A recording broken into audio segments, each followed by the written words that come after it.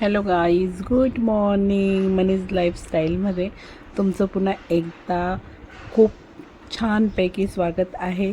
चला तर मी आज काय काय करते ते दाखवते. माझी डेली रूटीन. हे बघा, मी पोहोचलेली ऑफिसमध्ये आणि आम्ही खाल्ला होता वडापाव वगैरे सगळं काही मागवलेलं आणि तो आमचा ब्रेकफास्ट चालू होता. आणि त्याच्यानंतर घरी आल्यानंतर मी काय केलं तेही तुमच्याशी शेअर करणारच आहे. तर हे बघा, पाणीपुरी वगैरे तोंडाला पाणी सुटतं आहे, कारण की हा ब्लॉग आधी शूट केलेला आहे.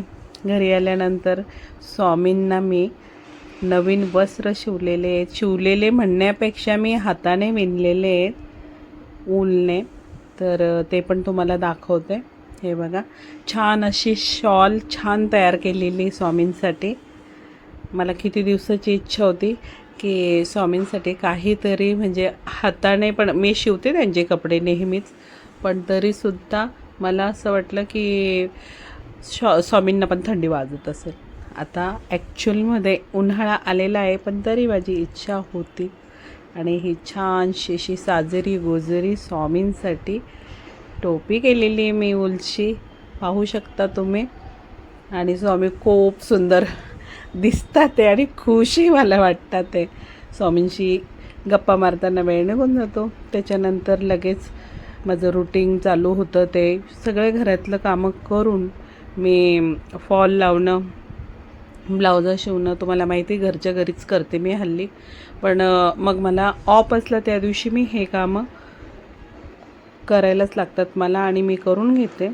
तर बऱ्यापैकी साड्या आलेल्या आहेत आणि ब्लाउजं पण शिवायचे आहेत. एकीकडे चहा घेण्याचा मोह काही मला आवरत नाही आहे, म्हणून मग वाटलं की नाही, आता चहा घ्यायला हवा. थोडा ब्रेक घेतला मी आणि चहा बनवायला आली.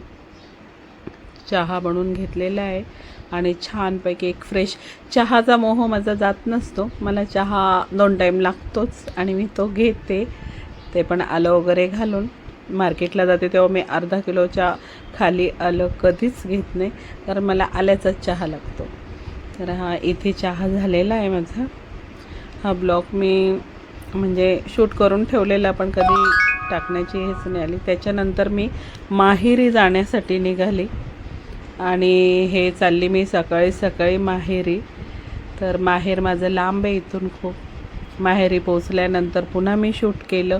हे आमच्या आईचं शेत आहे आणि शेतातच आम्ही घर बांधलेलं आहे आईसाठी. तर हे बघा, खूप छान वाटत होतं तिकडे. वाटत नव्हतं की पुन्हा म्हणजे परतावं, पण नाही, तसं नाही होऊ शकलं. मी गेल्यानंतर माझी बहीण, मी शॉर्ट व्हिडिओमध्ये टाकलेलं होतं, माझी बहीण पुरणपोळ्या खूप सुंदर बनवते. आणि मी गेल्यानंतर माझे मिस्टर असो सोबत नसो तरीसुद्धा ही माणसं इतक्या याच्याने माझ्यासाठी पुरणपोळ्या बनवतात, कारण मला ही खापरावरची खानदेशी पुरणपोळी फार आणि खूप खूप आवडते. अप्रतिम पुरणपोळी असते ही. तर माझ्यासाठी हे यांनी बेत बनवलं आहे सकाळी 5 वाजता उठून. ही माझी भावाची मुलगी आहे आणि ही माझी मोठी बहीण आहे. तर त्यांनी खूप सुंदर पुरणपोळ्या बनवल्या आणि मन असं हे झालं की मोह झाला व्हिडिओ काढायचा की नाही. मला व्हिडिओ काढायचा आहे. किती मेहनत करतात ते त्या माझ्यासाठी. आणि ते पाहून मला अक्षरशः दरवेळेसच असतं त्यांचं गेलं म्हणजे. पुरणपोळी त्यांना माहिती हे लांबचे आहेत आणि ह्यांना पुरणपोळ्या खूप आवडतात. त्या लगेचच पुरणपोळ्या बनवायला घेतल्या. हे बघा, किती सुंदर, किती छान, कापसासारखं, खूपच छान, अप्रतिम.